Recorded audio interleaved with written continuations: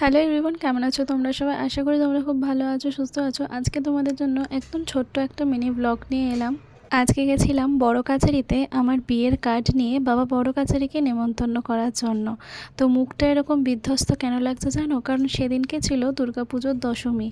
আর আমরা দুর্গাপুজোর নবমীতে সারা রাত হোল নাইট ঠাকুর দেখে এবং খাওয়া দাওয়া করে ফিরে আর একদম না ঘুমিয়ে আবার সকালবেলায় বেরিয়ে পড়েছিলাম বড় কাছারির উদ্দেশ্যে। তাই আমরা সবাই একটু শরীরটা একদম টায়ার্ড ছিলাম। তারপরেও আমরা গেছিলাম, কারণ আর টাইম হয়ে উঠছিল না কারোর, আর একদম বিয়ে সামনে চলেই এসেছিলো। আর আমরা যতক্ষণ না পর্যন্ত ঠাকুরের স্থানগুলো কমপ্লিট করছি ততক্ষণ আমরা সবাইকে নেমন্তন্ন করতে পারছিলাম না। তাই জন্য আমরা জোর করেই গেছিলাম যে না, আজকে যেতেই হবে। প্রথমে তো কালীঘাটে গেছিলাম, সেই ভিডিও তোমরা দেখেছো। তো এবারে এসেছিলাম বড় কাছারিতে। আর একটা জায়গায় বাকি আছে, যেটা হচ্ছে আমার মায়ের গুরুদেবের আশ্রম। এগুলো হয়ে গেলে মোটামুটি আমাদের ঠাকুরের স্থানে নেমন্তন্ন সব কমপ্লিট।